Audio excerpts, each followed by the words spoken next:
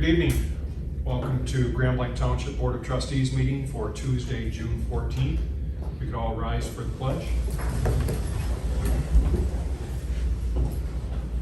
Pledge allegiance to the flag of the United States of America and to the republic for which it stands, one nation, under God, indivisible, with liberty and justice for all. So for the public, we are meeting this evening in the Grand Blanc Township Police Department Community Room. And we're doing that because we have some work that's being undertaken at our own township board room. And probably next, we'll have one more meeting here and then we'll be meeting over at the township again. So I'm excited to see what great work is going on over there at the township hall that you'll see soon. So with that, I'd like to call the meeting to order, and Clerk Robertson, do you care to call the roll? I would be happy to, Mr. Supervisor. Trustee Hugo. Here. Trustee Fike. Here. Trustee Raritan. Here. Trustee White. Here. Treasurer Kilmer. Here. Myself, yes. Supervisor Bennett. Yes. 7 members present. Let's warn them. Thank you. With that, I would like to ask for a motion to approve the agenda. Ms. Hugo? Okay. Motion by Ms. Hugo, supported by Dr. Raritan. Motion by Hugo, supported by Raritan. Trustee Raritan. Yes. Trustee Hugo. Yes. Trustee White. Yes. Trustee Fike. Yes. Myself, yes. Treasurer Kilmer. Yes. Supervisor Bennett. Yes. 7-0. Motion passes. Thank you. At this time, I would entertain public comment. We just ask that keep it to 3 minutes. Please provide us your name and address if you'd like for the record. But,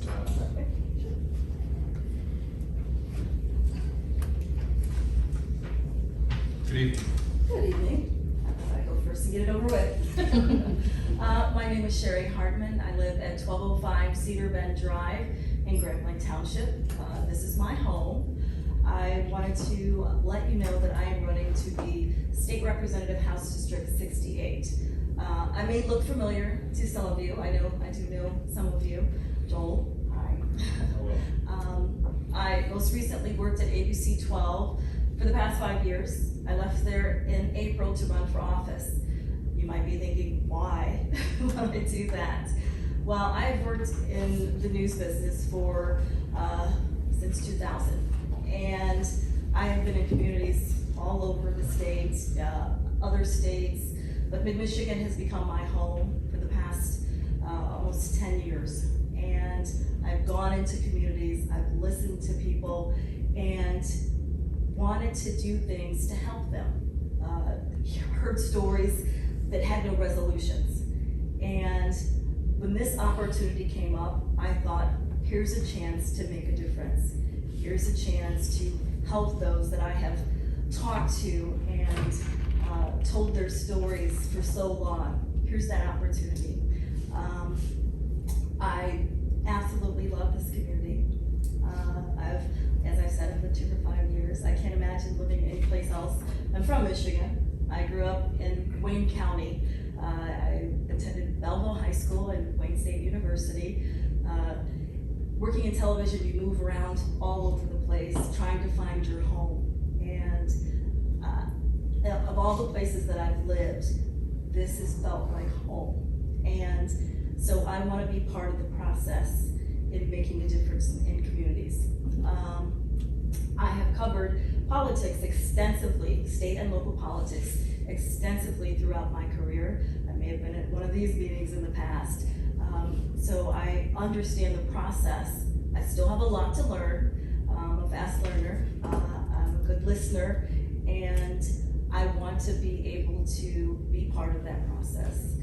We may not always agree politically, but I will listen to you, and I will try to find common ground, because I believe that is the only way we can get things done. So I appreciate you listening to me. Hope you'll consider supporting me. If not, if I get elected, I'll still be here doing things for this township because I love it. So thank you very much. Thank you. Thank you.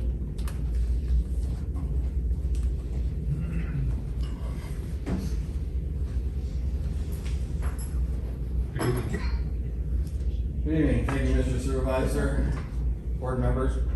David Martin, I'm the 48th state representative out of Davison. That includes 7 townships in the northern part of Genesee County. The new redistricting flips that and brings me to southern Genesee County. So my home being in Davison, where I graduated from high school and left to go to the Air Force for 20 years and returned to, will still be my home base as the incumbent. And I'll pick up Burton, Grand Blanc, Atlas, and of course the township here, as well as a little bit in Oakland County and so forth. So it's going to be a big change. I hope the things I did for the county commission, when I was on the county commission for 4 years, I'll work the same way here, as well as being elected as a representative in the 48th district. The messaging, the values that I messaged to everybody I went to seemed to work. Politics have changed in Genesee County. I was not being too partisan, I was the first Republican elected in my county commission district ever. And I was the first Republican elected to any of the 7 townships I currently represent since 1994. So the messaging has worked, and I can keep with that. I've been obviously to a lot of Grand Blanc functions, know a lot of people here. My grandparents, my mother's parents graduated from Grand Blanc High School, of course, many moons ago. And I do want to make one thing that has happened recently. I did have a law signed by the governor that allows townships to change their name. Not saying Grand Blanc wants to disassociate themselves with the city or change it in any way, but it's now a courtesy that townships have that villages and cities would do through charter. And I'm proud that got accomplished in this session. If you have any questions, I'm going to try to stick around for a little meeting. Okay, thank you very much. Anybody else care to make a comment? Yes.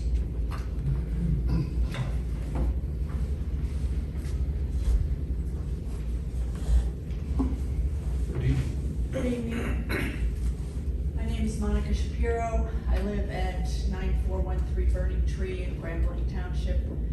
And I'm the president of the Friends of the Grand Blanc Grid, which is working hard to implement the township's master plan, their non-motorized master plan, which since 1996 has existed as a corridor-based, non-motorized active transportation plan. And it means, and in addition, we signed a complete streets ordinance in 2013, which says that we're in favor in general of access to all our roads for all users, not just cars. There's been a lot of movement at the federal level in favor of this kind of planning. And a very easy, quick way to do it, especially in our township, is to have 5-foot paved shoulders. 5-foot paved shoulders are a foot wider than the basic bare minimum legal non-motorized pathway. And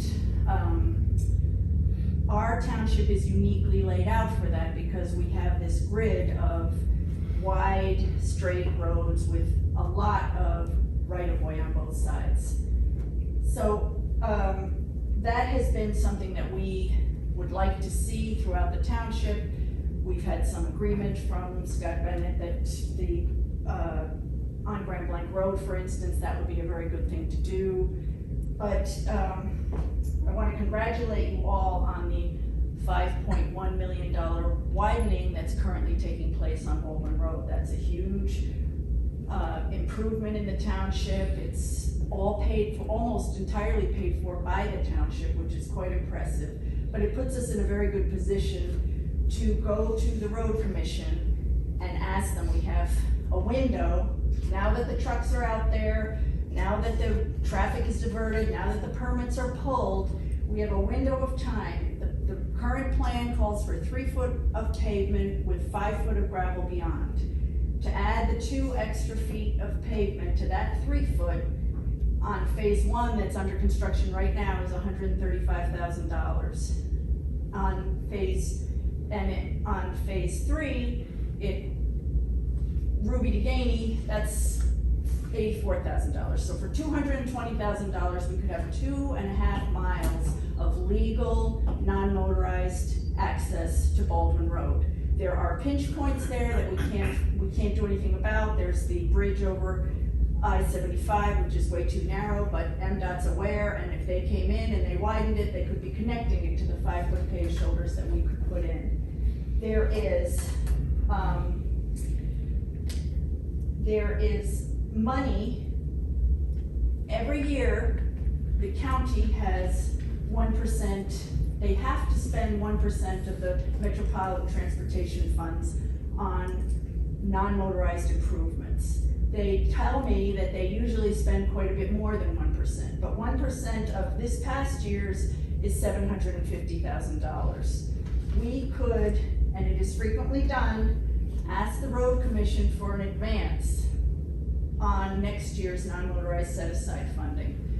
The county commissioners two of the county commissioners that I've talked to are highly in favor of doing this. It's a way to basically begin to set the framework of the non-motorized master plan. Now, the township has a plan for a standalone path somewhere down the line after they do the standalone path they want on Cook Embry. A standalone path for 2.5 miles is at least $3 million.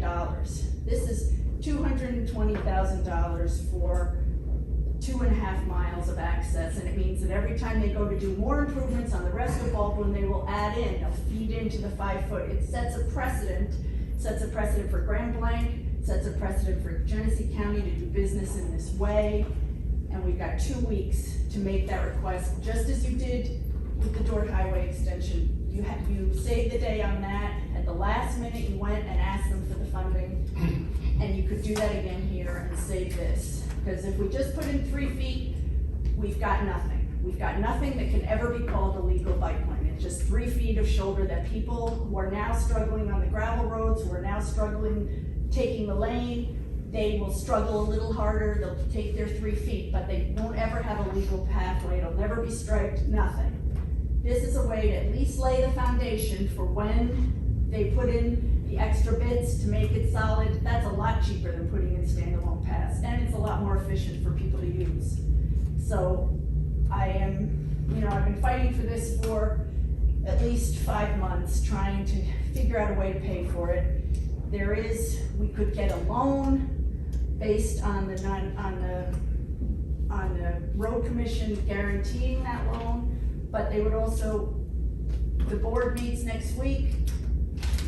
They might very well agree to advancing us that money just to add on to that job right now. We don't have to mobilize anything. We don't have to pull permits. We don't have to put a seam. It's a perfect time to do it, and it's the beginning of your thing. All right. But Thank you. this is what I think, and I wish you would do it. I wish you would consider it. Thank you. Does anybody else wish to make public comment this evening? Okay, seeing no further public comment, we'll close public comment, bring it back to the board here, and at this time we have a privileged presentation. The board will hear a presentation of the fiscal year 2021 comprehensive annual financial report from the auditors from Plant Moran, and consider a motion to accept the annual comprehensive financial report as presented. We have this evening Mr. Dave Halasek. Thank you very much. Again, my name is Dave Halasek. I'm an audit partner with Plant Moran, and I'm here this evening to present the results of the annual financial statement audit for the Township of Grand Blanc for the year ended December 31st of 2021. Dave, should I move over so you guys can see the screen a little better? And Mark. What's that? Yeah, And Mark. Mark can slide over. Okay.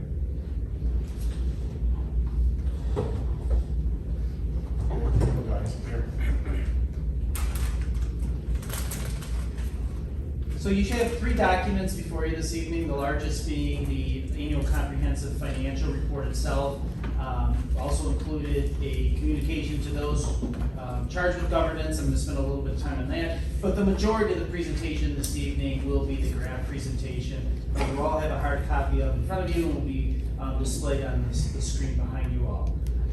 Prior to this evening's meeting, me and one of my associates did meet with the supervisor, the clerk, the superintendent, and the finance director to go through these statements in detail.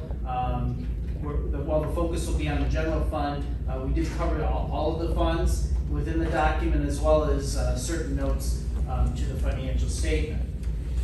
Again, as I go through this, I'm going to highlight on certain aspects, but at the end of the presentation, I'll be taking any questions on anything that I either covered or anything that I didn't cover this evening that you may have questions on.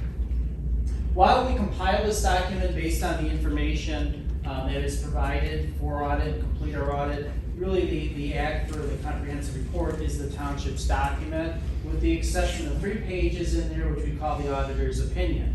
As a result of the procedures that were performed, we were able to give these set of financial statements an unmodified opinion, which is the highest level of assurance that we can give a set of financial statements. What that means is these statements as presented fairly reflect the financial position of the township as of December 31st of 2021, and the changes in that financial position, the revenues, the expenditures, the statement of cash flows, and the notes that are included within the document. This opinion is what the township strives for on an annual basis, and one that we were able to give again as a result of the audit procedures that we had done during the month of March. I'm going to turn now to the graph package here, and all right, technology, past phase 1 here. I'm going to start with the general fund revenue. So what you've got in front of you and displayed here is a 3-year history of the general fund revenue. And if we take a look, and it's based on the primary categories that are included within the ACFR document. If we're taking a look between 2021 and 2020, you'll see that there is just a slight decrease in overall revenue, about $165,000 in the general fund. And if we take a look at the bottom, we can see in those major categories, the more significant changes are among the bottom 3 items. The property taxes actually increased by about $500,000, and that's really primarily due to the taxable value increases that happened year over year, personal property tax revenues that were received, and then just some of the timing of when those receipts happen. As far as state sources are concerned, that is up about $550,000 this year, and the state sources are primarily the state shared revenues, constitutional based, that are received during the year. When the township establishes its budget at the beginning of the year, it's really based on estimates that are provided out of Lansing during the revenue sharing conferences. But in actuality, what ends up getting distributed to local units of government are the actual receipts via the sales tax monies that are received throughout the year. It's received on a 2-month lag, so collections from November and December are then redistributed on the last day of February, and it's like that throughout the year. So that increase, it was a good year for sales tax receipts, and the township saw an increase of about $550,000 in revenues related to that. The decrease in the other category, you'll see that moved from about $3.8 million to $2.7 million. And that decrease was related to 2 primary factors, each about $500,000. So you remember a year ago there was the dissolution of the fire department between the city and the township. Assets had come into the township as a result of that, so about $500,000 came in 2020, and if you take a look at that, you can see back in actually 2019, that other category is a little bit closer to where it is now. So that was about $500,000. And then the other $500,000 was monies related to federal pass-throughs from the state for the public safety, public health dollars. So there's about $500,000 that came through a year ago in federal monies that were recorded as revenue last year. You might be saying, well, that's great, Dave, but we also know we got a couple $1 million in ARPA monies this past year. Where's that in here? Well, the way the revenue recognition works is that money actually stays on the balance sheet as an unearned revenue until the dollars are spent. So when the township goes ahead and actually spends those dollars, those revenues will be recognized at that time. So they're there, the cash is reported in the document, it's just not run through revenue at this time. The other thing that I would like to point out, and while this is an audit presentation, I do like to touch on the township's ability to budget. So within the larger document, there is a budget to actual schedule that shows the original budget, the amended budget, and then ultimately how that compared with the actual results in the general fund. And as you go through your budget process, as you all know, because you're dealing with it every year, is really the budgeted revenues is what ends up driving the expenditures. What are we gonna get and how are we gonna spend it? So it's really important to try to determine, how good the township actually is at trying to identify what those revenues are gonna be for the years, 18 months essentially before it happens, right? I mean, you're starting that process well before the year starts, and you're making certain amendments throughout the year. When you compare the budgeted number, and you go back and look at it to the actual number, you're less than 2% from the amended budget number. And if you think about that and how difficult that can be with all these moving pieces, the township historically has done a very nice job anticipating what those revenues have been for the general fund, and then using that information to establish the expenditure side of the budget in the general fund. So, in layman's terms, that's like having a crystal ball that is pretty refined. Exactly. I mean, whatever you're doing it pretty well as far as trying to determine what those revenue sources are, what they're looking like in what has been a pretty I'll say unstable revenue environment, especially around revenue sharing. Yeah, I know we were, as a board, and Dennis, superintendent, were sweating bullets, during the COVID time, wondering what was going to happen with revenue. And so what's great is that I think Mr. Lehman has had a record of being pretty close to that, under 2% last several years, not his whole history. But this past year was especially challenging to be able to hit that target. All right, I'm going to move on to the expenditure side. Again, a 3-year history, and it's broken up by the major categories that are included within the ACFR document. Expenditures in total in the general fund actually showing a decrease of about $611,000, or approximately 3% year over year. And again, broken out between the categories, the two larger swings year over year are in the general government and the public works area. So you can see the public works and other went from 1.9 million, just under 2 million, to about $1.4 million in expenditures. And that's really a result of a reduction in special assessment projects that happened when we compare 2020 to 2021. So when you've got a reduction in projects, there's less construction costs, there's less money going out, so you would anticipate there being a reduction like that. As it relates to general government, it's down about $500,000.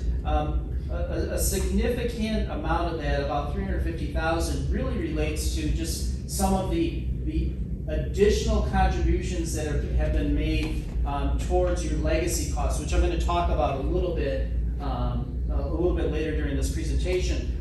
In 2020, you had made an additional contribution into that funding of about $2 million. This past year in 2021, it was about $1.65 million. So that slight reduction in additional funding of that balance is really what caused the decrease in that expenditure.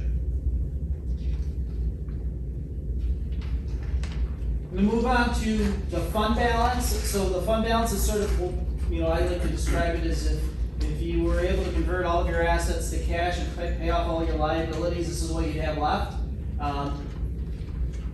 What we're doing here is we're comparing the unassigned fund balance, which is a fund balance that essentially isn't restricted, committed, or assigned, and comparing that to the actual expenditures for the past year. And you can see at the bottom there, year over year, it's got not only the dollar amounts, but what I call the percentage of expenditures. Again, this year that number comes in at about 12.1%. I believe the township has a policy where it's supposed to be somewhere between 12 and 15 has been the goal historically.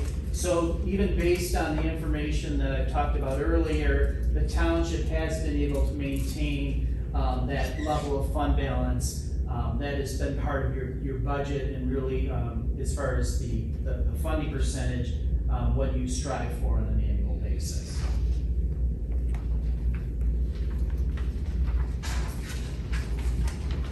This chart at this point really takes into account really what runs through the township in general. So I've spent some time talking about this roughly $17 million that have went through the general fund. But as you can see here, there's a lot more that the township handles from a receiving standpoint on an annual basis. And when you take a look at it, I mean, in general, really, a lot of the dollars, in fact, the majority of the dollars that run through the township and that are recorded actually don't stay at the township. So while there's a breakdown of the general fund and the special revenue funds, the capital project, the permanent, the Department of Public Works, those are actually funds and operations of the township. The fiduciary funds, for the most part, are related to the tax monies that run through. So that's the township, while it sends out the tax bills and collect it, the money doesn't stay here. It ends up getting distributed to the local taxing units. So we'd just like to bring that up, and we keep in mind, you're dealing a lot with budgets throughout the year, but there's a lot of activity outside the budget that the township handles on an annual basis. And you keep that in mind, we opine on that information as well. So I talked about the unmodified opinion. It is not just on the revenues and the expenditures related to what stays in and is used by the township, but it also relates to the fiduciary responsibilities that the township has and the work that we've done in that regards related to the audit and how you handle and disperse that money.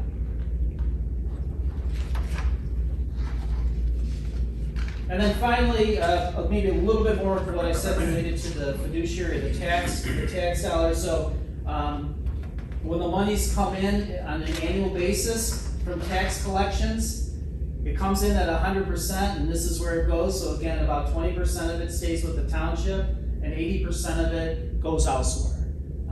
So this is based on cash collection. So timing can make a difference on if it's beginning.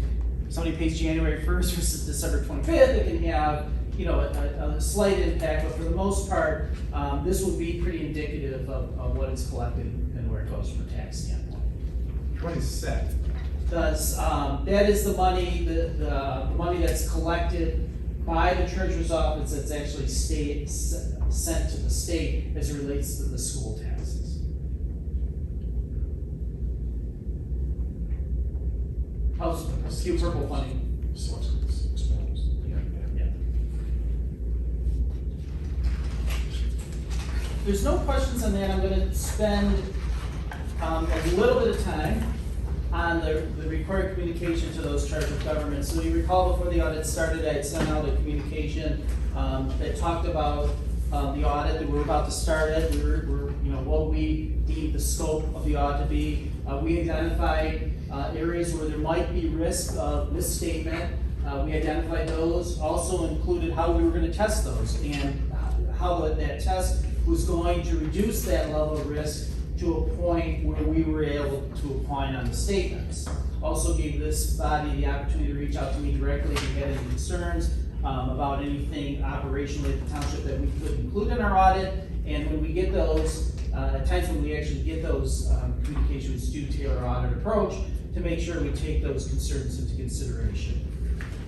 This document is broken up into 3 parts. 2 of them are required. The last part is really, I'll say, a throw-in, just to make sure that everybody is getting the information that at least we think is important. I know you're flooded with information from a number of the organizations and associations that you're involved with, but now you're getting kind of the financial part of that.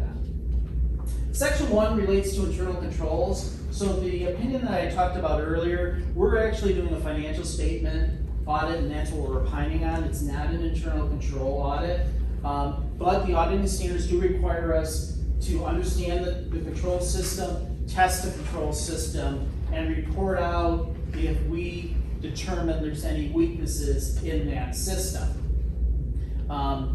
That would include the need to communicate if we need to make any journal entries that are above a certain level. So on page 2 of this document, we've got 3 items that we reported out.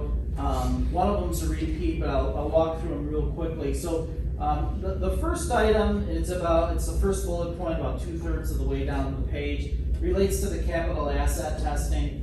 And really what had happened is the township, as you know, had changed its policy as far as capitalization is concerned of purchases. Well, when that happened, clerically, internally in the accounting department, someone new actually had pulled off all of the assets that were under that threshold historically, and you can't kind of do that. So you had the information and it was never lost, but it required a journal entry essentially to pull that information back in. So it didn't affect anything you purchased this year or any budget. It was just making sure that those assets that were still in place and being used were reported within the statement.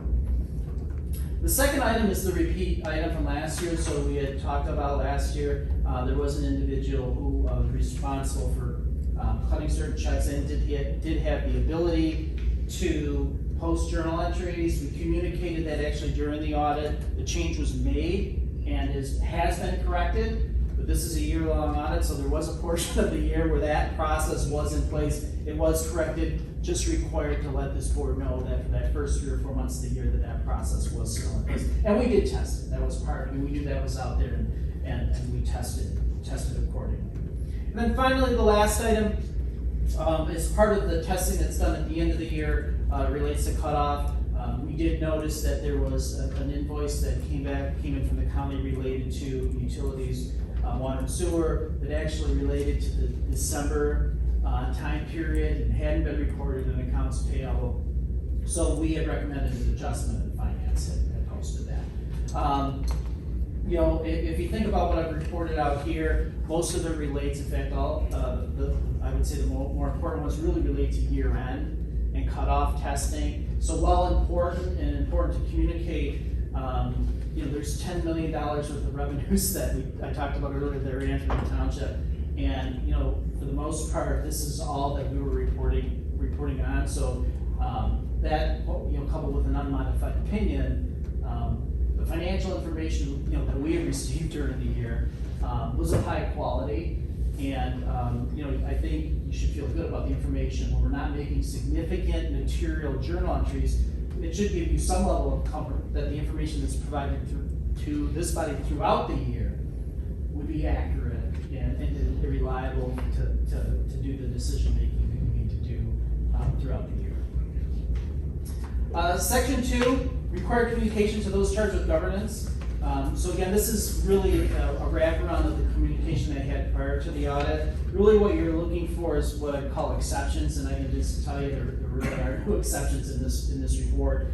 There was no new accounting policies that were required to be implemented during the year. I'm not going to be able to say that a year from now because there's a pretty big one coming up that we're working with Gabby on right now. No transactions that lacked authoritative guidance. We had no disagreements with management. To be honest, if we did, we probably would have been talking about this long before or this evening. And we had no difficulties no difficulties that we encountered during the audit.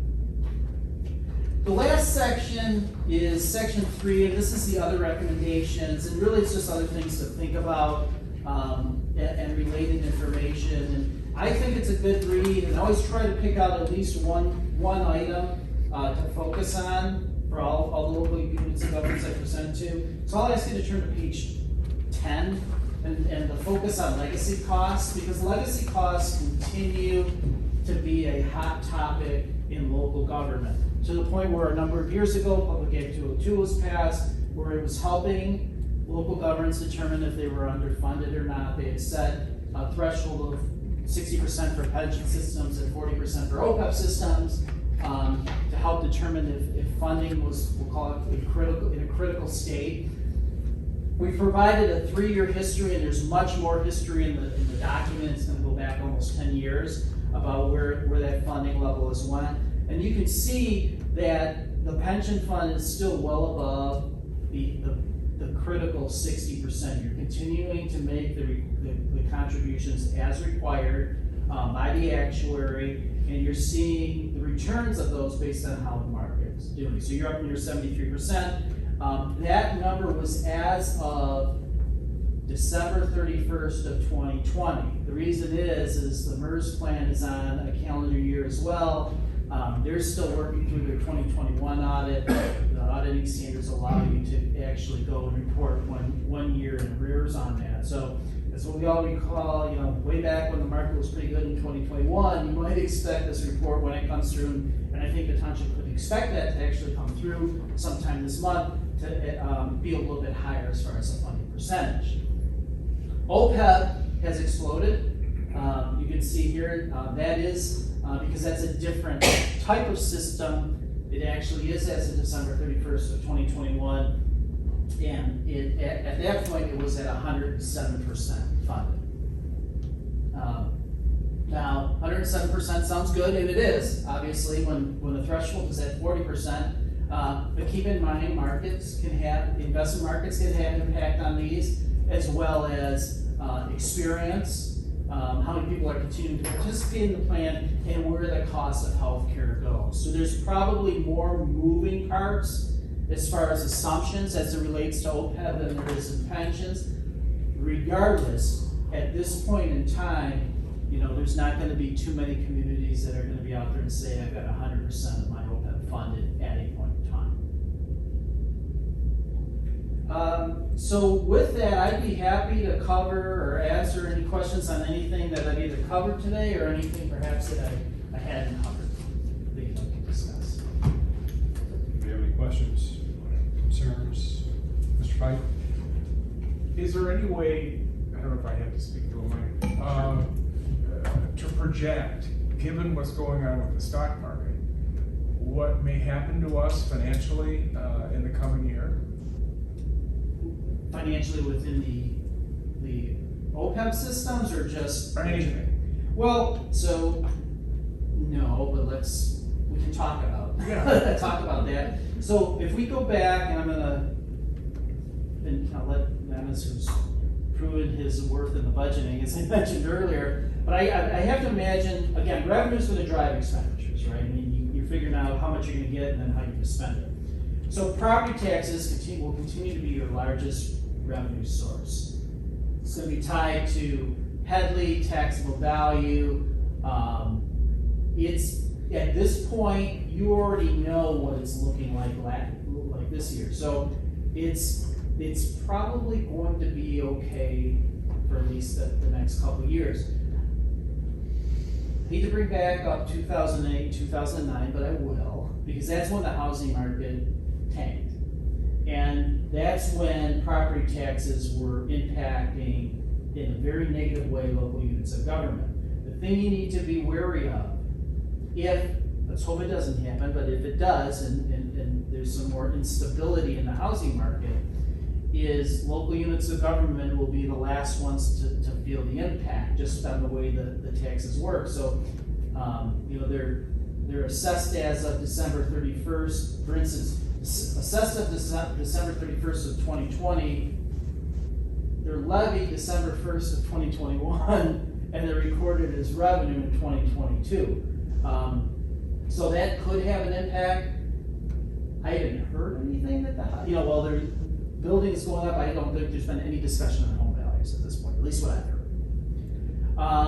State sources, the next highest item for you, and that's really the two that you probably, between the two of them, that's over 75%. That's going to be totally based on the sales tax receipts. And as Dennis, I think, had mentioned earlier, I know we had talked about it in our draft meeting, is, it's funny how that's worked, because even when you're looking back into the 220 year, a lot of the information that initially had been coming out of Lansing and their best estimates was, hey, be careful on your revenue sharing estimates, because spending may actually go down, be conservative, and to be honest, the exact opposite has really happened to this point. It's not easy. So it's not easy to predict the ones that are more stable, because I think for the last 2 years, if we were sitting here in March 2020 and say, okay, what's revenue sharing looking like for the next 2 years, I don't think any of us would have thought it's risen to the level that it has. That's constitutional, that's guaranteed. Keep that in mind. And those are your two biggest ones. Now, from another standpoint, sorry if I'm going on too long, but we've got the ARPA monies, which I believe is almost $2 million, and that's only the first tranche. There's another one that's probably coming, so you've got, some other revenues that you've gotta figure out that, so from that point, at least in the short term, it looks okay, but who knows what tomorrow. So I would just, I know many people have heard this several times, but Mr. Levita, we're back up to what, 2008 revenue levels at this point. So if we see property values take a nosedive, I don't know how long did it take us to get back up to 2008 levels? Yeah, I mean, we finally hit it in March quarter review. This year, when we looked at our taxable value, we're back at where we were in 2008. So from 2008 to 2022, that drop came really quick over a 6-year period, and it took us a long time to claw it back. You think about all the new growth, the development that occurred, how many new housing permits we issued in that time, new commercial development, and it still took us that many years to get back from that initial drop. So, recession is scary because it doesn't impact us immediately, like in response to Joel's question. What happens this year or next, we're okay. It's just that when it drops, we come back so slowly that the values can drop. And so holding on to the housing values, we've seen tremendous growth in housing values and sales prices over the last 2 years, just like everybody else has. But it is one of those things that we watch for the recession, we watch for property values because, well, it may take a couple years to catch up. We just have to be prepared for that if it were to happen again. So it took from 2008 till now, and yet our expenses didn't obviously stay consistent. They've risen incredibly. So we've had to squeeze the nickels even harder to be able to afford to maintain what we have based on 2008 revenues. That is the biggest challenge. Prior boards and this board have done a great job. It's 14 years to get back to where you were, and absolutely think about just the cost of healthcare, for example, and the impacts from 2008. 14 years later, what's happened with healthcare? There's been double-digit increases in the cost of healthcare in multiple years during that period of time. The cost of energy, all of those things, and we did it. The township was able to balance that. A lot of it, the employees participated, the union groups participated. There was a wage freeze for many years in order to weather that. So it's nice that we clawed our way back, but literally we got back to the taxable value that we had 14 years ago, in spite of all the additional costs that have gone up. So it's a huge, without raising taxes, right? Not going after additional taxes during that time. I think that's an important note to point out. And I think too, we look at the unfunded liabilities, and while that percentage of funded changes, I know we've attacked it. We plan on keeping our foot on the gas pedal. It's amazing how when the actuarial standard changes to use a different method of, figuring out life expectancy or whatever it might be, it can change that percentage dramatically. And so it isn't necessarily that we've put, 100% of our money behind it. It's that the way of calculating those unfunded liabilities has been done that makes it look like it's at 118% or what have you. So, I know our board's well aware of this, but we have to be cautious of looking at that and saying, gosh, we can take our foot off the gas pedal now when it comes to unfunded liabilities. And there's actually precedence for that, because if you look, not necessarily at the township, but you can look back at some single employer pension plans back in the early 2000s that looked at, like they were 100% funded at that point, and just for the conditions you just described, are sitting now at 80% funded. Doing all the right things and making the right payments, but it changes assumptions, changes returns, and just general costs can have negative impact. So yeah, don't be complacent. It's great where you are, but don't lose sight of both of those costs. Right. Because that's a 51-point increase from last year. Last year we were at 56, and now we're at 107. So besides the actuarial assumptions, was there some big driver? Let me walk you real quick. Return to the page, because there's a breakout of exactly, let's see what happened and how it happened. So you you've got on page 58, you've got a change in assumptions. And I'm sorry, on page 58, you go to, in column 2021.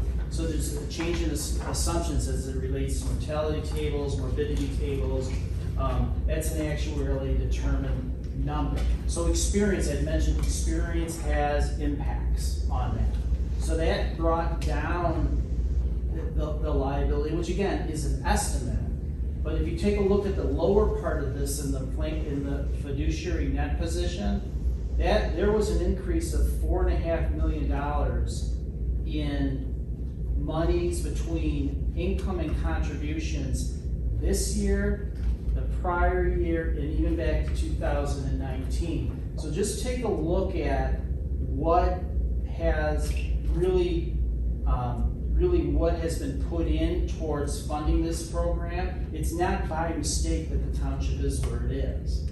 It's been forward thinking, making funding of this legacy cost a priority, and trying to stay ahead when there's changes of experiences, because you can see back in 2019, actuarially, again, changes between expenses and actual, it's doing what you can when you've got the ability to do it.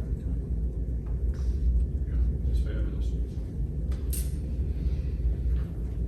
Any other thoughts or questions or observations? I guess just one, and I'll keep it. Go ahead, Mr. Payne. We're turning the mic over. The other thing I was concerned about, I mentioned the stock market. The other thing is inflation and gas prices. You know, the chief was just on the news this week, looked great, talking about how it's impacting our finances here, how much that's gonna cost us. And I'm just wondering, we're having to eat all that, of course, because we have to go to the fires. How inflation and gas prices could enter into our bottom line for next year. I suspect I'll Dennis, not that it's great news, but I think all of us have heard about, I think it's the county in Michigan where the sheriff's department has already run through their budget on gas. Right. They've had to make some decisions about, so it is, I'll let Dennis speak to how to adjust it, but it's going to require, it's not gonna be one of those things, especially now in inflation, where, and I know the township already does this. Hey, we passed the budget, we're good until next year. It's monitoring what costs did we incur, where is there some savings and some, movement around, but I'll defer to. And so trustee Fike, we had a meeting today, finance director, Kathy Sosak, myself, Melissa Roberts, a few different department heads, having a conversation because we've asked for the last couple of weeks to start looking at budget amendments that might be required. Obviously, we're looking at the impacts, and we have to do this on a regular basis. You're monitoring, every month. We throw the report in there about the budget to actuals. You can see where we're at, and we're staying on track. Things like this, that fuel prices can't be anticipated for them to go up this much. We know that. I can only tell you that what it means from a budget standpoint is that we're not cutting, head count here or anything else. We're not laying anybody off. It's just it does have an impact on our operations. So when we start to look and revise on what we need to shift our priorities to, if we have to shift more to fuel, things like that, I mean, rest assured, we're not, we haven't run out of money. We're not going to stop sending fire trucks or police cars out there. We're going to continue the same service level that we've always had. But it does make us, step back and take a look at priorities, and it means we may have to manage things a little bit differently. It means we could defer purchases if we had to, but primarily the things that we're doing and the services we're providing, that fuel, while it's certainly a concern, we need to watch it, isn't going to stop us from delivering the service that we have. We won't have that large of an impact on what we're doing, other than potential shift in certain short-term priorities if we have to. And there's some other anticipated expenses. I mean, in previous years, health insurance with the double-digit increase, 15%. We've seen that a few times. We're anticipating, I believe, a double-digit increase for this year. So there's some other unrelated expenses that are, the increase in health insurance may be due to COVID and some of those bills coming due now to the health insurance companies. They're not trying to make up losses from it, but we're going to see it probably reflected in our group healthcare plan for the 15% is a significant number to try and make up. So maybe something other than fuel that we're looking at. Is the motion in order to accept the report, Mr. Supervisor? I just think have we have one more comment. Yeah, I just, so I'm looking at, on page 59, it says inflation, and I think they have it at 2.5%. But now, what is that going to do, if we're at 8%? I mean, how is that, can you guesstimate what that's going to? Well, but keep in mind, so the inflation isn't really impacting, so this is, I just gotta make sure. This one's healthcare, yeah. It is at 8%, or I'm sorry, at 2%, but that really is focusing on, what, I guess, the general inflationary increase as it relates to investment rate of return, just on the real rate of return. What we're looking at on the healthcare costs is the number really below that, and that's at 8.25%, and that's what they're looking at as it relates to the OPEB calculation itself.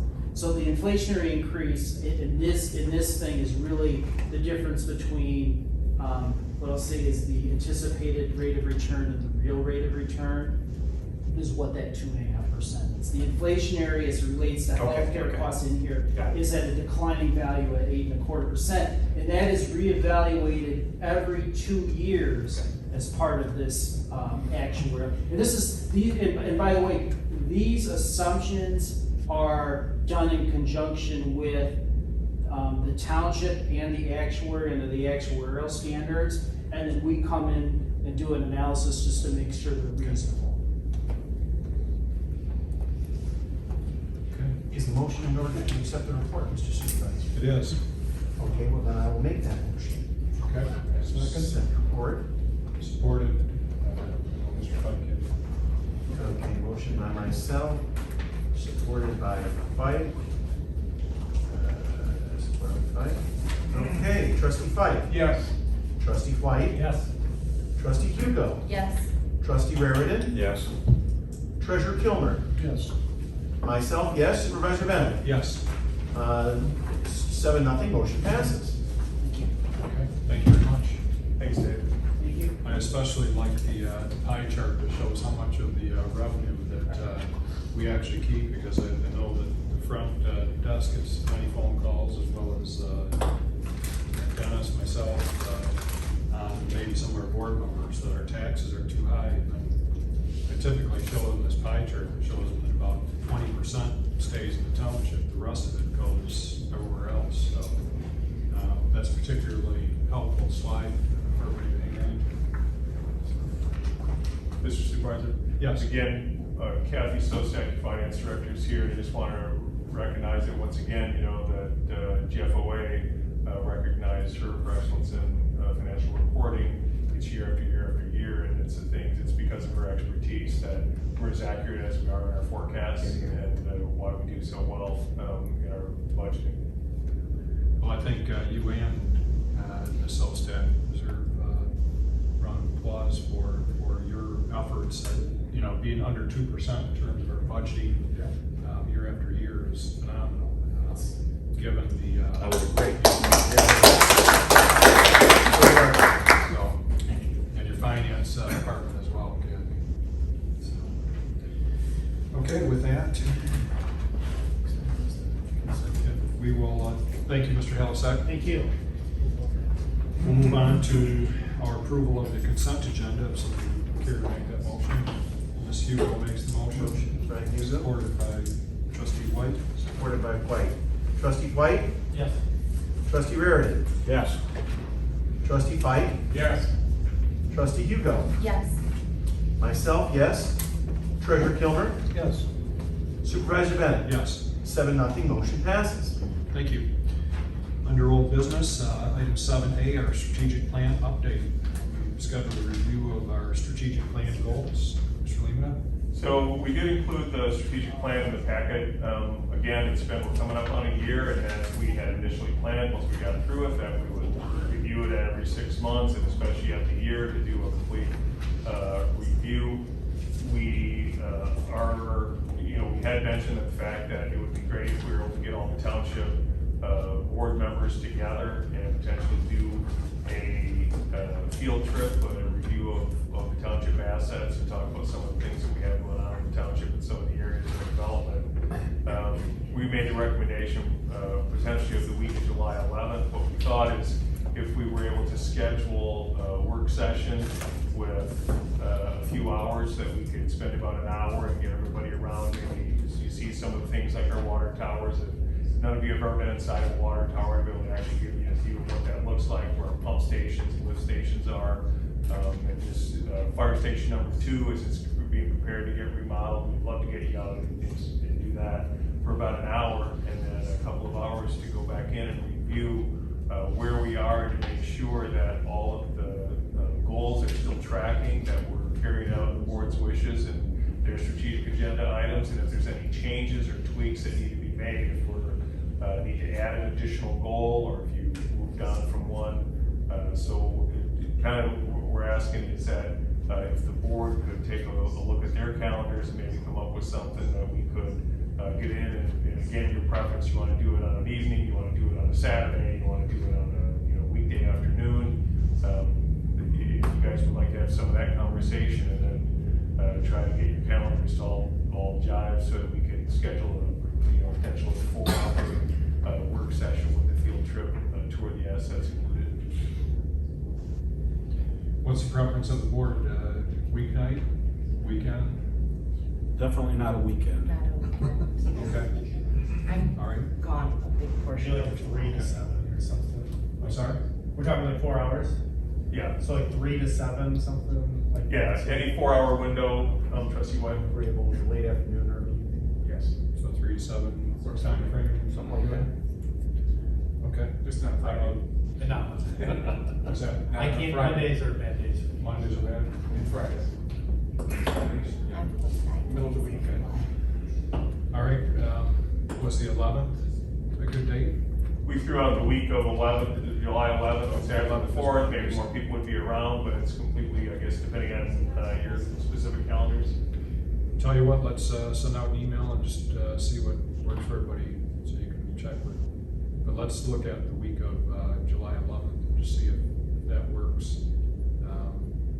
Tuesday, what if we shot for Tuesday? Okay, The board meeting on July 12th, is that what you're? is that what? Yeah, we have a board Okay. meeting on the 12th, that'd be a bad day for me also. And pictures. 14th maybe, Thursday? I'm only here the 11th, 12th, and Okay. 13th that week. Let's send out an email, and that way we can coordinate. Well, what day are we thinking about? We're having a tough time doing that right now. If we can, if, Melissa, you want to send something out and maybe give it a 2-week window somewhere between the 11th and the 22nd and see when the majority would be available? Avoiding Monday and Friday, though. Sounds like. Yeah, ADA meeting, township board meeting, obviously.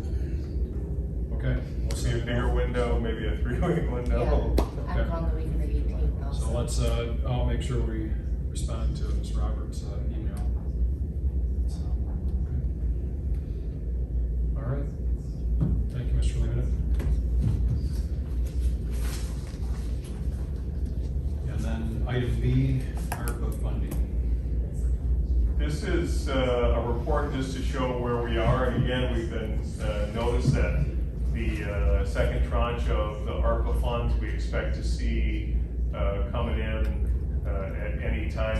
Last week they said that within the next 30 days.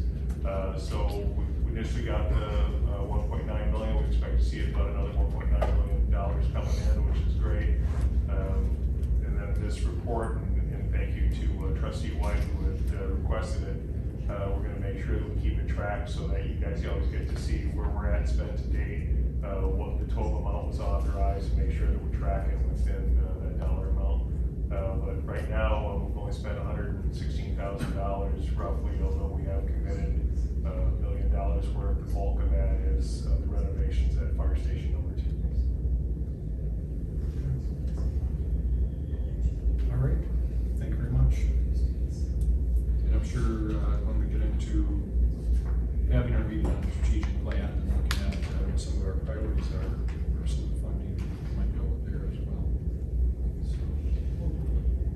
Okay, under new business, the board will consider a resolution support for 22-8, the Genesee County Board to provide additional grant funding for the completion of the Kearsley Creek Interceptor North project. Mr. Levin? So, we had a very productive meeting with the Genesee County Board of Commissioners Chair, Dominique Clemens. Supervisor Bennett set that up. We had the ability to kind of make our case and show the impact that Grand Blanc Township has on the overall tax collection and revenue for Genesee County, as well as the kind of incubator that we are for business.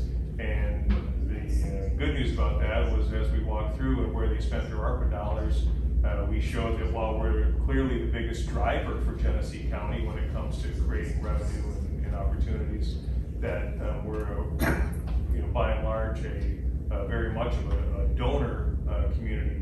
We send a lot to other county taxing agencies, but it doesn't come back to us. And we didn't cover just the Kearsley Creek Interceptor or ARPA funds. We talked about recreational, parks and recreation funds. We talked about our senior center. Notes like when you generate $1.1 million of taxpayer funds that go to the county for senior services, but we only take $196,000 back. Things like that. Same thing with parks and recreation, where we generate something like $1.1 or $1.4 million for the county, and very little to none comes back our way. We've gotten grants in the past for doing some ball fields, but it's very limited. So it was a very productive conversation. The offshoot of that was we talked about how we really feel like this KCI sewer project has such an impact on Davison Township, Atlas Township, the village of Goodrich, Grand Blanc Township, and we're also working in conjunction with Oakland County to have them participate for a big portion of their county where they've got some very serious environmental concerns with failing septics. And in the end, Chairperson Clemens agreed that if we all come together, pass these resolutions of support, put a plan together, he feels that maybe he could find us another up to $6 million in funding for the Kearsley Creek Interceptor project for the county. And that would be a huge lift for us to be able to move this project forward. So that's why this is here. We're asking for your support in that resolution. It's also going to go before the other boards of municipalities that I just mentioned. Is that new water tower in Burton? No. That had nothing to do with it. Nope. Never mind. If you recall, for the public too, the Kearsley Creek Interceptor, one of the challenges is sewage and, where it flows to. And right now in the northwest quadrant of our township, and I'm not an expert at this, but Mr. Sears, our DPW director, and Mr. Lehman, I've gotten an education from our residents over the years, but that northwest corner of our township has some issues when there's heavy rains. You recall the term I&I, which is basically water infiltrating our system from people's sump pumps that are illegally hooked up, and water infiltrating from other things. But bottom line is that we've got to find a better way to handle all of our sewage. And as we develop the southern part of the township, we're running out of capacity. There's many other communities on the east side of the county that have similar situations with not being able to have future development if we don't have additional capacity. Oakland County as well, as Mr. Lehman mentioned. So KCI project gives us some more capacity, as well as some of the other communities, including Oakland County, all the way up to Davison. We have the capability of doing this project on our own. It would cost us a little bit more money. It would disrupt some of our neighborhoods if we did it ourselves, because we're going to go through some subdivisions as opposed to along some mainline roads. But we could do it. But Mr. Lehman has been diligent, and Mr. Sears, at making sure that whatever funding we provide for this project, we're going to get the equal amount of capacity that we're paying for, because basically the percentage that you pay into the project should equal the amount of capacity that you're getting from the project. And so they've been very vehement about making sure that we get that capacity, which is what we want. So what this would do is ask the county to, and we've already asked the county for $1 million, which we brought up to Mr. Clemens that unfortunately that money was given to the Drain Commission instead of to us. But it actually was awarded to the township. But this additional money would help defray the cost for all of us, which is substantial. So we need a resolution to go to the county board and say, we're ready to accept some ARPA money for this project, is basically what this is for. Is that any ARPA money? Yes. Is that what you're, when we started this conversation, you mentioned supporting this whole thing, and now were you asking for a vote? Yeah, we need a resolution that says we want additional support from the county for this project. We've already voted in the past that in essence we support it. We haven't voted on final, I don't know, I'm not sure where we're at in the approval in our process. But we need additional, if we can get additional funding to defray our costs, we want to do it. Okay, the township board has already made a motion to move forward with KCI. We've committed to our participation with Genesee County Waterways. But the thing is, like, again, we have to do something one way or the other. We're either going to do a project of our own, or we're going to participate in KCI. KCI clearly saves us quite a bit of money and solves a lot of other problems. They have awarded us $1 million, and well, they had to funnel it through the drain commissioner's office. We made it very clear that it's coming off the top. That was awarded to Grand Lake Township, and that will come off Grand Lake Township's cost. This additional potential $6 million would come off Genesee County's cost and lower for all of us. And then our portions would be apportioned according to capacity needs. Our $1 million will still come off of ours. But it'd be great if the county, with their ARPA funds, has the ability to support $7 million of this $33 million project.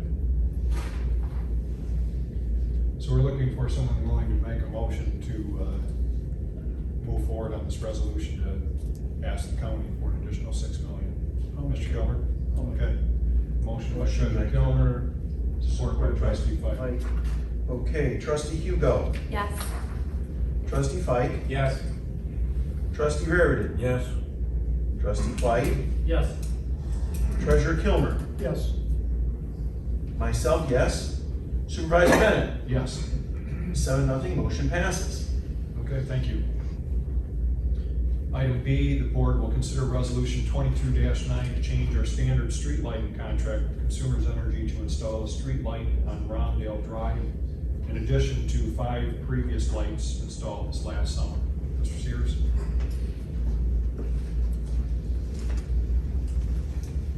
I recall there was some concern over too many lights in the past on the street. Good evening. Yeah, so last summer, Consumers Energy, through a petition from the residents, installed 5 street lights. Originally, the residents wanted 6 street lights. There were some people that had concerns about having them over their house. They wanted to do some stargazing or something. Either way, we moved the project forward.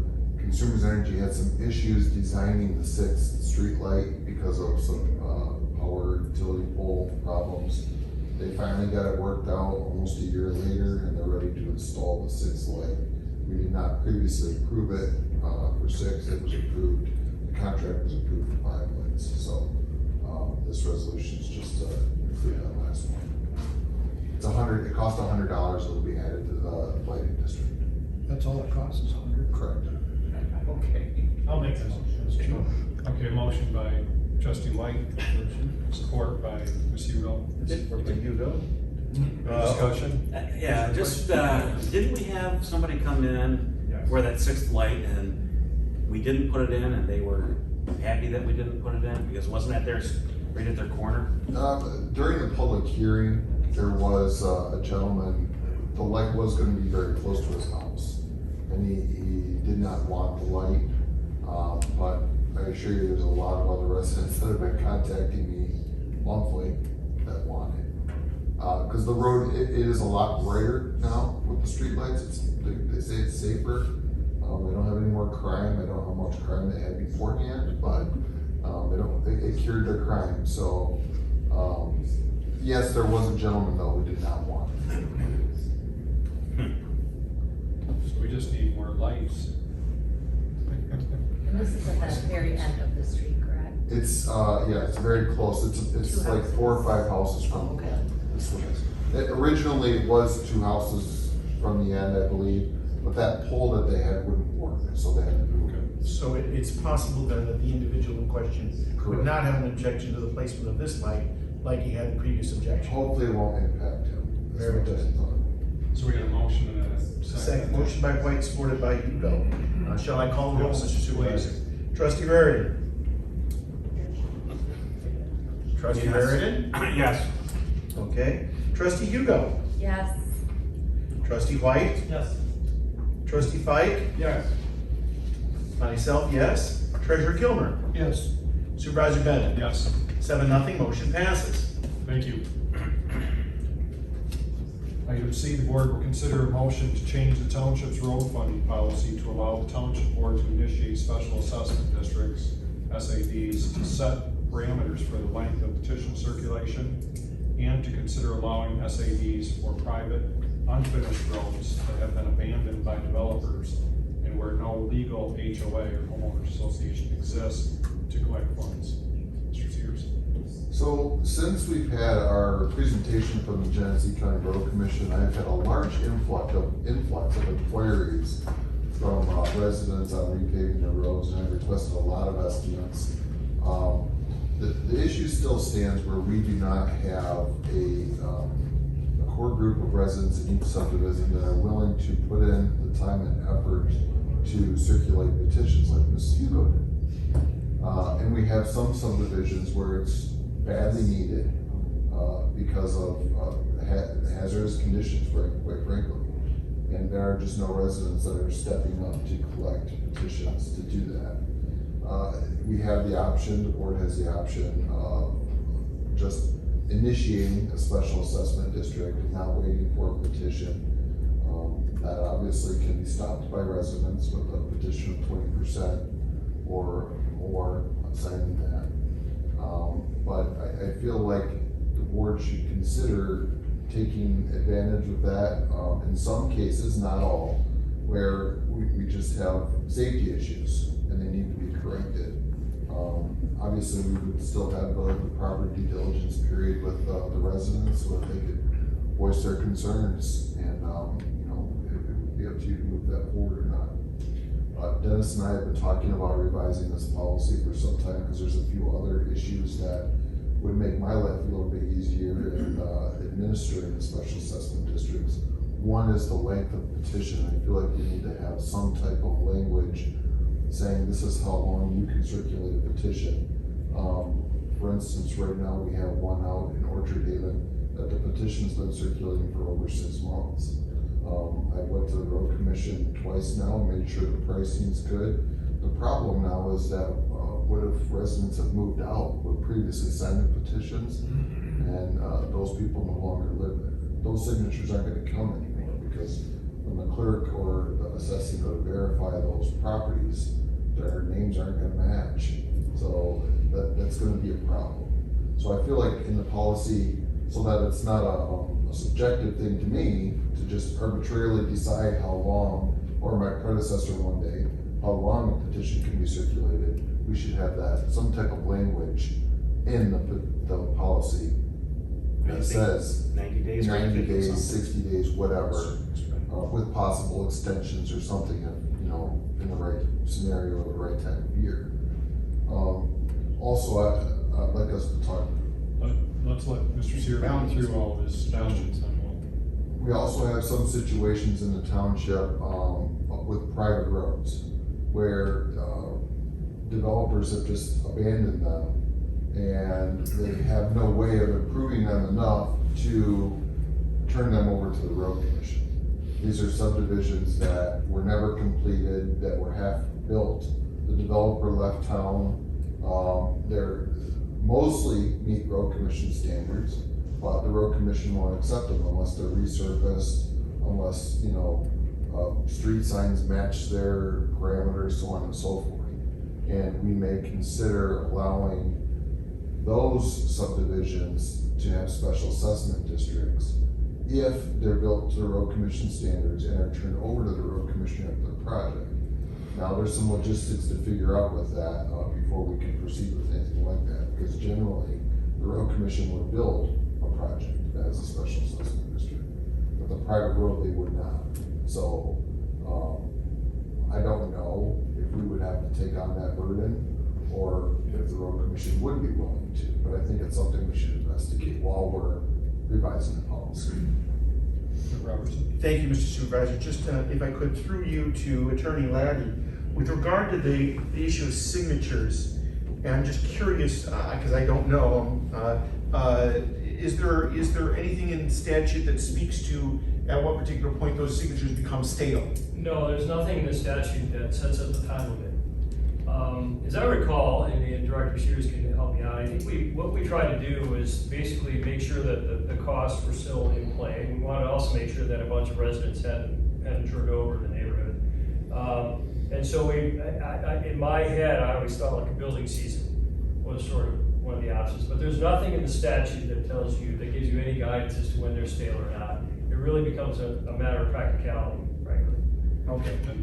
Thank you very much. And just one more question, if I could, with regard to those the streets that are abandoned by the developers. In your experience, what is the most common circumstance as it relates to any bond that the developer might have been required to put down on those roads before completion? That has it been exhausted, or are there any monies to be pursued from a developer that doesn't complete the work? There's nothing for roads. We don't have any kind of bond that they have to leave with us, with the township for roads, because we're not a road agency. Okay, okay, because these are private roads you're referring to, Right. so it's not like the road commission where they request a bond from somebody before they're letting the work. Correct. Okay, I just want to make that, thank you for making that distinction for me. Thank you, Mr. Supervisor. Okay, and that 20% prices have changed so quickly, I mean, in terms of, timeframe for collecting signatures. So this policy, you're asking us to approve this new policy, or are we gonna? We haven't written it yet. Yeah. I think it's more of a discussion to see how the board feels about revising it and what direction we should go in. Yeah. So, Mr. Sears, you had mentioned, I think, when we were talking informally, that there's, some large, developments in our township. In fact, the road commission, when you were here, told us we have some of the oldest, subdivisions in the county. So, obviously, we have some of the oldest subdivision roads, and some of them have never been repaved, and they're over 40 years, with a 20-year life expectancy that they've exceeded. They've become unsafe, but we have some neighborhoods that would take 250 some signatures Correct. to be able to fulfill the 50%, 51%, right? Right. One I've been working on recently is across the street, Wishingwell and Hillcrest, where the two schools are over here. That is a $8 million reconstruction project, and it would take petitioners to collect 260 signatures to get it moving forward. And everyone I tell that this is the price tag and this is what you have to do, they're like, okay, we'll move.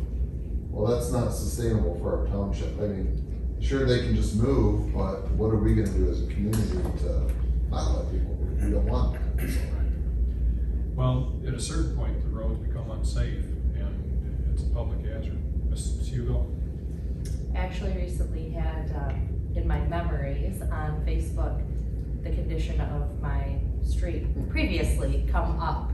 And as a resident, before I was elected to this position, as a resident, my husband and I spent, I want to say between 25 and 30 plus hours trying to collect signatures. And I wish that a different policy would have been in place then, because I attended board meeting after board meeting after board meeting, and had the door shut in my face by many residents. And I think that creating some different language, revising the current policy would be so much easier for residents. And I've had several residents say, how did you get your road redone? We've tried probably 3 times in the 20 years that I've lived there. And it is the best thing that has happened to our neighborhood, getting that road redone. Seeing, the neighbors outside walking and the kids outside playing and the wear and tear on our vehicles, obviously isn't happening anymore, I would definitely be in support of revising this and moving forward. Mr. I just, so, if we went by PACER ratings, 5 is the best, correct? 10. Or 10? It's a, Okay. yeah. So, would it be helpful to put in a PACER rating, so if it reaches the level of 3 or 4, then the township can do this versus? Yeah, I think there has to be some parameters, because I don't think a policy, I'll call this aggressive, is right for every situation. And I think you're absolutely right, using the PACER rates is gonna be key to it, because we do have some that are 2s. Right. You know, across the street, they're 2s. Right. You know the size of the potholes, they're the size of this room sometimes, I feel like. So it's. yeah, Well, looking at the absolutely. report that the road commission shared with us at our meeting, I think it was over 50% of the subdivision streets are 4 or lower. And I would guess that probably at least half of those are 2 or worse. And so at this point, I believe it is a hazard in many cases.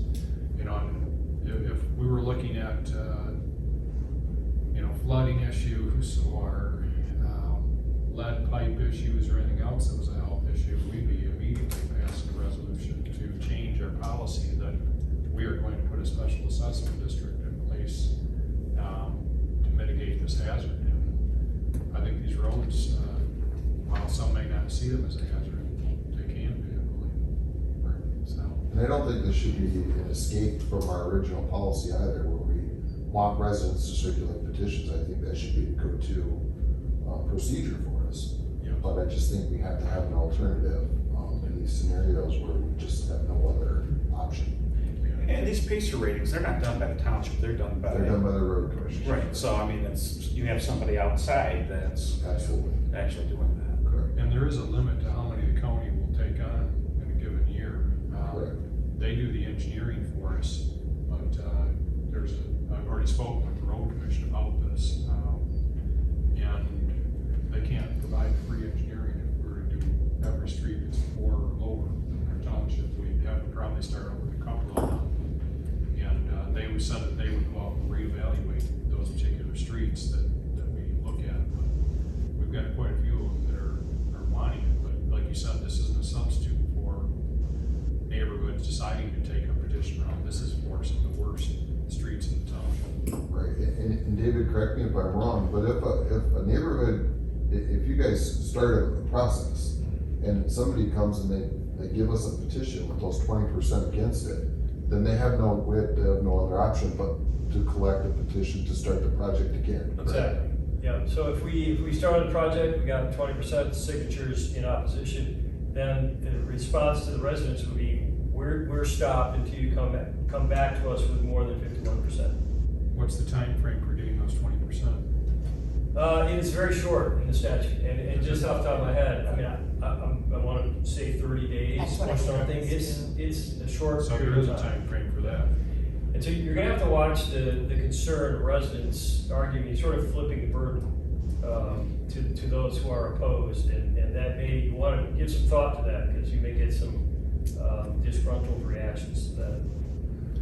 Well, I'm sure, I mean, in most of the paving projects, we end up with people who are not happy with us moving forward, even with 51 or, more percent. We end up with people that are disgruntled. I guess, to put the burden on residents to try and get 260 signatures, and several are multiple per household, that is a monumental undertaking. I don't know how many you had to gather. I believe there were 85 lots, Yeah, so probably 160. and some of them had, 50% multiple of that. people. Yeah, 50% of that. Yeah. So the amount of time you'd have to invest to get your streets done is just a hurdle that is monumental. And we'll take public comment on this. Email us if you have any input. I know we've got some people in the audience that love to make some comment on I just have one this little emails. thing. We normally don't take, but go ahead. Historically, the township used to help with the burden of payment, because I had to circulate a petition where I was asking people to give it would be, 1,600 yearly added to their taxes. And they wouldn't go for it because it was too much money for them to spend. It wasn't because they didn't want the road done, it was because it was too much. And if the town, back when we had it done 25 years ago, the township was giving some contribution to it to help financially. Of course, we'd have to take it out of the non-motorized pathway. fund. Yes, yes, yes, sure, sure. So the bottom line is, it sounds like we have a consensus here. I don't know if anybody's opposed. Mr. I White? just feel, I like the idea, but we have to make sure that this is objective and that we hit the 1s and 2s before we hit the 3s and 4s. That we're knocking off the worst roads first, and then as we get the worst of the worst, then maybe we get to the 3s or whatever. But I just think we just need to make this objective as possible. Mr. Pike? But just to clarify for my slow mind, the county determines that this sub is a 2 Payson rating. And let's say that's our threshold. We come back here and then we vote that we're going to have a special assessment district for this sub, and then we say to the residents, we're gonna pave your roads unless 20% or so of you say no. And we'll tell them how much it'll cost them each. Right. And it will shorten the process, this whole thing. Ideally, yes. I mean, it could shorten it by months. It takes months to circulate these petitions. So, I mean, it could be a whole construction season you're shortening it by. And we have public hearings. I mean, we have to have public hearings where every resident can come and say, you idiots don't do this, or yes, we love it, let's do it. So, Even if we put this policy in place at the next meeting, it's not going to affect anybody until next summer. right. So it's not going to be anything immediate, so I'm sure we'll get plenty of public comment on it over the next several months. But I would guess that we're going to get some that are in favor of this too coming to us that have been trying to get this job done. I know I've had friends in Warwick even come to me and say, Scott, can't you do something like this in our neighborhood? Well, the problem is, I'm not sure at a 4 or lower, I'd have to take a look, but we've got plenty of 1s and 2s that absolutely need to have this done. And our retort will be that this is a public safety issue. It is, I mean, and it also is it's a housing value, it's also a reflection on our township. I mean, as Mr. Sears said, when you get a reply from somebody, okay, well then I'll move. What does that say to our township? Are we all just gonna leave because we don't wanna pay for the streets being paved? But it also increases our value of our housing stock too. So, yes, Ms. Hugo? Oh, I was gonna make a motion. Okay. If I would, Mr. Supervisor, we don't have a resolution before us establishing a change in the policy. Right. I would like to see language before I vote. Oh, yeah. Well, I think we're just, I think Ms. Hugo was just. Is this a discussion item or is this an action item tonight? It wasn't, I don't think it needs action, correct, or does it? Correct. It was on the agenda as considered a motion. I think really, you don't need a motion, you just need consensus to ask staff to move forward. We'll put the language together, we'll work with the road commission to look at those parameters for you guys. So it's probably like a pace rating of 2 or lower, what would constitute in their, professional opinion, public health hazard, with crumbling roads. And I think we could need to provide you guys a lot more information, and maybe you can get it done at the next meeting, or maybe it's a meeting after, but we just need to get it right before we move forward. And again, you're still gonna have that option of doing exactly what they do now. So a lot of them come to see us, they just wanna mill and fill, they wanna preserve the road before it gets bad, and they can still go through the same normal process. And, it's still a lower cost, but buys them 10 years on the road or 8 years on the road. But this really gives you guys options. And I would just point out, think of how many times you've heard either on social media, phone calls, or in discussions, what are you gonna do about the damn roads? What about the roads? What are you gonna do about my streets? When you provide that fact-based look, here's how it works, we're willing to be the finance arm. We don't own roads, townships don't own roads, townships don't get road funding. But people who are frustrated about their roads, they don't hear any of that. They're just like, but you guys, I pay my taxes to you and you won't do anything. This is being responsive to those folks. And it gives the board options, like, hey, you guys can still pursue it this way, but when it gets really bad, sometimes the board might need to take action. And this would be the exception, and unfortunately, right now, we have several subdivisions that fit that exception. They're hazardous, you know, and they're only gonna get worse. I mean, it isn't like they stay stable. I mean, this past winter, the freeze-thaw cycles that we had, everybody saw the potholes we ended up with. I mean, it's Another option that the board has is to look for a road millage, a township-wide road millage. But one of the problems with that, I did it at my previous municipality, it was very successful, well over 70%. We put a plan together and showed everybody when their streets were gonna be done and what the time frame was. And it passed overwhelmingly, but what we hadn't done prior to that was create already several special assessment districts. The problem that you guys will have if you went with a road millage is that how many special assessment districts have we done in the last decade alone? All those people have paid for their own roads and they've been paying on their taxes, and now all of a sudden we come through and we pass a road millage, and they're saying, wait a minute, I paid to fix my own road, and now I'm paying to fix everybody else's. And so I think it would be a real challenge if we looked at that total township-wide road millage. But it is an option available to this board as well. Well, the other concern is for those that live on primary roads. They would be paying into a millage that would be supporting the rest of the township, but they would not receive indirectly they may from the increase in housing values, but directly they wouldn't benefit, so that's also another concern. All right, well, if I could, I mean, obviously, we did just the last 2 minutes of conversation, it obviously underscores why we have special assessment districts, because there's recognition, you don't wanna burden everyone for something that's a specific, for a specific area. I know, I remember the charts from the road commission's presentation showing the various levels of, and that, but I don't remember seeing, and it probably was there, I don't have it in front of me, but I don't remember seeing a map of where the 1s are, where the 2s are, where the 3s are, do we have that? Absolutely. Okay, well then I wanna see All that. that data will be presented. I wanted to see that. It's Okay. actually online, It is. Okay. All right, well then, thank you for refreshing my memory on that, but we need to flesh this out a little bit, Mr. Supervisor, before. Oh, yeah, no, it's what we're doing tonight. Yep. The other thing is that with regard to the private roads, I know one of the concerns we had was that we don't want to take on necessarily road projects ourselves, because when we take on a road, if we were to take that on, we end up setting the standards, we end up having to manage the quality of the work. None of this are we prepared to do. Correct.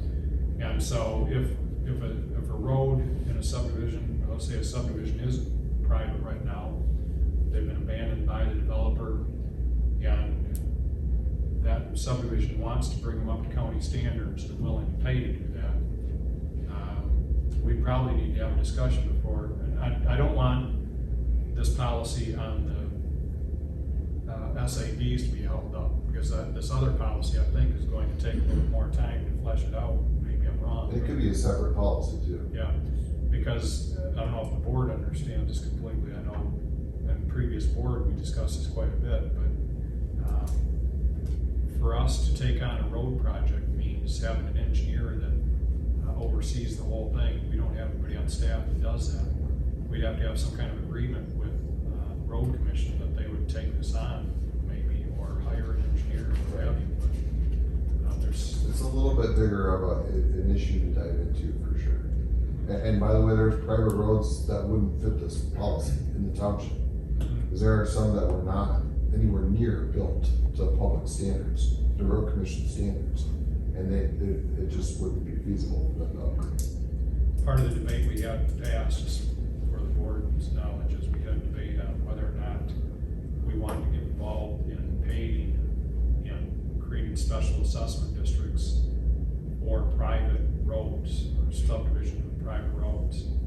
And again, the problem we have with doing that is somebody has to oversee that work to make sure it's up to a certain standard. When the road commission paid your subdivision, Ms. Hugo, the road commission had somebody out there making sure that all the standards were met. When a resident said, hey, they're not doing this right, the road commission was there to say, hey, you guys gotta do this. In this case, with a private street, the burden would be on us, and we don't have anybody that does that. So there has to be something worked out on that, but I just wouldn't want this other part relayed. Sure. For that. was the other item, Mr. Sears, besides private roads? The special time frame assessment? for the Time petitions. frame. So, okay, and we can get with Mr. Laddie and Sure. Mr. Lehman and figure out what would be a good time frame to choose for that. So, Excellent. any thoughts, more thoughts on it? Great. Okay, we'll, look forward to reviewing the policy here in the next few meetings. Perfect, thank you. Thanks. Okay, under new business, item D, the board will consider resolution 2210 to allow the township staff to apply for the annual MDOT right-of-way permit and accept responsibility for all township DPS maintenance and construction activities on the MDOT right-of-way. Mr. Sears? It's just a housekeeping issue. It probably really could have been a consent agenda issue related to that. MDOT requires us to pass a resolution every year. Annually, I have to apply for a permit so that we can work in the right of way, such as Door Highway, where we have water and sewer main.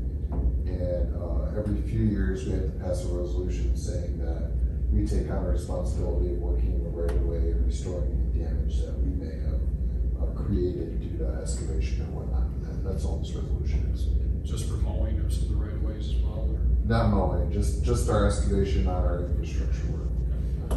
Okay, is a motion in order, Mr. Supervisor? It is. I will make that motion. Your support? Support. Support by Mr. Pike. Support by Mr. Fike. Okay, very good. Trustee Fike. Yes. Trustee White. Yes. Trustee Hugo. Yes. Trustee Raritan. Yes. Treasurer Kilmer. Yes. Myself, yes. Supervisor Bennett. Yes. 7-0, motion passes. Thank you. Item E, the board will consider a motion to approve the hiring of arborist prime to trim and remove various trees at the 3 township cemeteries for a cost of $18,397.50, and authorize the township superintendent to execute all related contracts and documents. So we have been doing a lot of assessments in our cemeteries on trees due to a lot of comments and complaints we've gotten. And there's quite a bit of tree work to be done. You all know we have 3 cemeteries, one on Maple Road, one on Maple Hill Road, one on Perry Road, and then one on Leech Lane, which is off of McCandless Road. The Perry Road Cemetery is by far the most significant amount of tree work to be done. We did send out requests for quotes to 3 different contractors. We received back 3.5 quotes, I'll call it. Arborist Prime was the lowest bid at $18,397.50. The next lowest was Gray's Tree Service for $19,308. And then there was another contractor, the Tree Meister, who only bid on 1 cemetery. So we didn't include his bids in the packet, or actually this was not included in the packet on my own call, and I can send out to the board if you wish. So we are asking that the board approve the contract with Arborist Prime. This will be paid out of some old tree funds that we have that we collected from private developments that require budget adjustment, which we'll do in one of the next couple board meetings. Any thoughts, concerns? Mr. Pike? Obviously, we've owned these cemeteries for many years, right? Correct. Are they a financial burden? No, not really. The cemeteries aren't. I don't want to say that they pay for themselves, but they basically do. We have, we collect interest on monies and that. They don't make money by any means. They're not really active cemeteries. All we do is pay for mowing, basically. All the other costs are passed through. So I wouldn't say burden. It's not an administrative burden, I can tell you that much. I don't think they're a financial burden either. So we don't want to take on any more, though. I know the topic has come up, but it's not something. We'll have that conversation in the future also. Yes, perpetual funds are meant to take care of those, but not every cemetery has one, so. These do have sufficient perpetual funds. But not every cemetery Correct. has those. But yes, a motion would be in order, so I'm here to make that motion. Ms. Hugo would like to make that motion. Hugo, motion by Hugo, By Dr. Raritan. supported by Raritan. Trustee White. Yes. Trustee Raritan. Yes. Trustee Fike, Yes. trustee Hugo, Yes. myself, yes. Treasurer Kilmer, Yes. Supervisor Bennett. Yes. 7-0, motion passes. Thank you. An unrelated topic, but cemetery administrators, what would it take for us to look at columbariums for the cemetery? Not much. It's essentially, so a columbarium is it's a niche that you place at the cemetery where people can place cremated remains, basically. So they don't have to buy a full grave, a full lot, if you will. It's just a tower, if you will, made out of granite. They have little niches in them. They can have up to 200. They can actually be massive, you know. They can have thousands, but I think some of the smaller ones have between 100 and 200 little niches. All that would take for us is to figure out what we would charge to recoup the cost to pay for the niches and where we would place them. They're very popular right now, and it's a good option for our residents and for future customers. People really don't buy lots in our cemeteries anymore, so this may attract people. You build into the cost though some perpetual care too, correct? Yep, absolutely. You build in enough to take care of the niche for a long time. And the trend, from what I understand, is towards cremation these days. It is, absolutely. Yeah. That's why our cemeteries don't see much activity. It's because it's full burials are not. So the funding for that would come from where? The pathway fund. The township would have to pay for that up front. Again, we do have some cemetery funds, but I don't know that we have enough to start building these things. And the payout for these are long range. We're not all gonna come and buy something the next day. So it's something to consider though. Okay. All right. Thank you. Thank you. Okay, moving on to future agenda items. Mr. Neiman, anything? I think we'll cover for a strategic plan next time. You'll hear an update from Executive Coordinator Melissa Roberts on branding, signage, where we're at with that. We'll have campus building projects update, including the fire department #2 that's being done with ARPA funds. Chief Burnett can provide an update for that. And then we'll do a review of that strategic plan workshop agenda. And I should probably cover that. Okay, very good. All right, Ms. Hugo, anything with planning commission? Nothing to report. Okay. Mr. White, anything with CBA? Meeting next week. Okay. Mr. Pike? They meet tomorrow. Okay, very good. Dr. Reardon? Well, I just want to mention this 911, whatever, we don't send the closest ambulance anymore to the calls.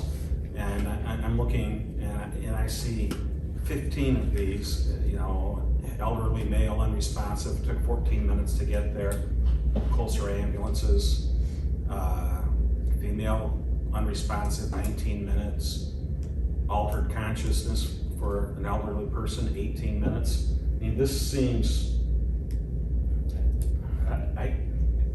I know you're on the 911 committee, but this is, I mean, these are really long response times, especially when there are ambulances closer.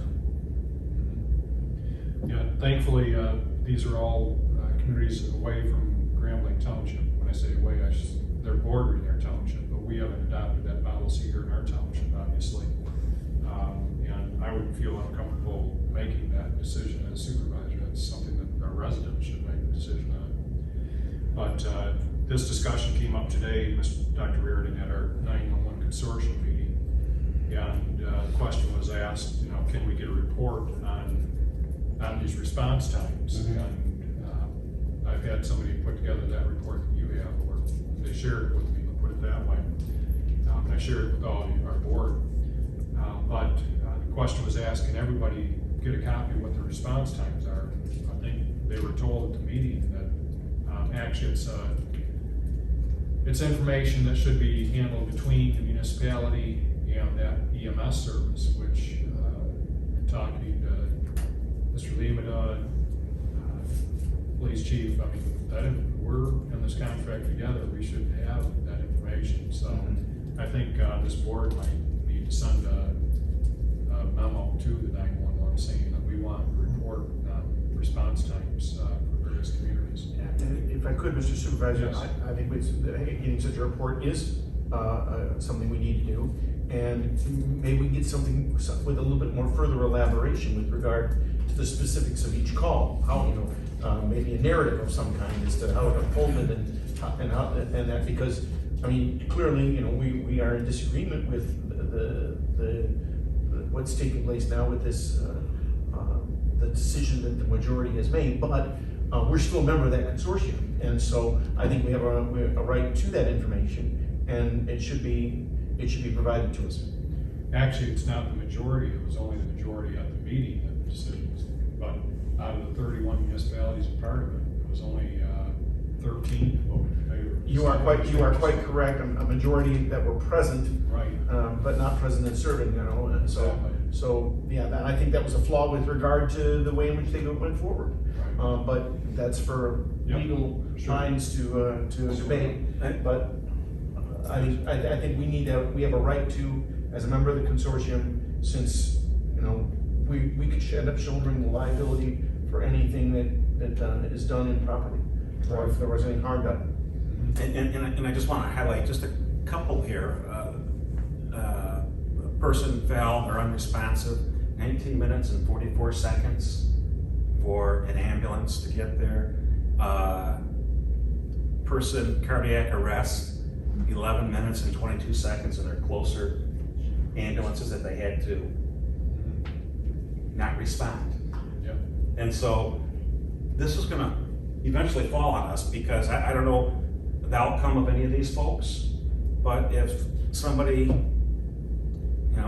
passed away and they could go to the consortium and say, oh, you didn't send the closest ambulance. So anyway, that's all. Yep. So I think, I'll let them know that it's a consensus of this board that we want to report on a regular basis on the response time. Swartz Creek actually, asked to be, allowed to have an exclusive contract with MedStar at today's meeting. I voted no, but it did pass with the majority was there. Okay, thank you. Treasurer Kilmer, anything? No. Okay. Clerk Robertson? And nothing to report, sir. How's the election coming in? Ballots and all that? We are poised and ready. The absentee ballot applications will be sent out in the very near future. And then obviously, once we get the ballots printed, we'll be fulfilling those requests as rapidly as we can, and consistent with state statute. I see all the computers being tested. Yes, that's right. We're going through all the procedural steps to prepare for the election. And our high-speed counter has arrived. It's still in boxes. It just arrived, I believe, this morning or yesterday. And we are, the folks that provide it are going to provide a couple days of training to the staff in the very near future, and that will be up and running for the August election. And again, I thank the board once again for their support for that purchase. Very good. Mr. Lima did mention that we had a very productive meeting with our county commissioner, chair of the county commission, Dominique Clemens. One of the things that we did was we outlined, as Mr. Lima said, what we contribute for all the various millages, whether it's parks and rec, senior millage, veterans, and how much that actually flows back to our township. In most cases, we're funding about 15% of the taxes collected for any of those villages, so it's a significant amount. When you figure, for example, on the parks side of things, we fund our 200 and some acre park on our own. And we're funding many of the county parks with our contribution because we don't receive money back in any significant manner for parks and rec, and the same goes on for senior center and what have you. So we know we're a donor community and we want to do our fair share, but we also Plentage, some of our projects that we have here as well. We have some of the most seniors, I would guess, that visit our senior center. We have some people, our residents, and actually, Mr. Linehan has looked through the records, and we have about 40%, I think, of people using our park that are not even from our township. So our park is used by people from higher than 40%. What is it, Mr. Lin? It's only 36%, township residents. Only 30, so I got the number first, so about 40% of the people using our park are township residents. So the bottom line is, we're servicing a lot of county residents on our Very county. nice park. The baseball fields look amazing. Yeah, baseball fields, and we bring a lot of money to the county with those baseball fields, with all the hotel visits. So that was very successful, and we're going to continue to handle that message with other county commissioners as well. And it was nice, Commissioner Clemens was very receptive to our concerns. With regard to, one of the things I think we're going to discuss maybe, with Mr. Limata, I know Clerk Robertson has some concerns with, public comment. I think we'll be talking about maybe using some comment cards maybe in the future. People want to make public comment, we can fill those out. So maybe some discussion on that. In terms of public comment this evening on shoulder paving and pathways, I don't think any of us would be opposed to paving shoulders, but it's coming up with the funds to be able to do it. If there's funds available that somebody wants to give to us, we'd be more than welcome He has them. to do those projects. We are moving forward on pathways. It's real nice. The Dordt Highway, I see that they're actually pouring the curbs right now. And I think we're looking at beginning of July or mid-July to have that open. So with that, Mr. Lima or Mr. Ladd? I don't have anything to add. Okay, Mr. Lima? Just one thing to add on what you talked about with the county chairman, Clemens. I did get a voicemail late this afternoon from Josh Freeman, the county administrator, and he's looking to set up a meeting either Friday or next week, Tuesday or Wednesday. He wants to talk about the opportunities to find some additional funding for Bicentennial Park based on our conversation of last week. So that was great news. So we're going to have a meeting, so you and I need to get together. Very good, great if Director Linehan was available for that meeting as well. Excellent. Okay, anything else? With that, I'll entertain a motion to adjourn.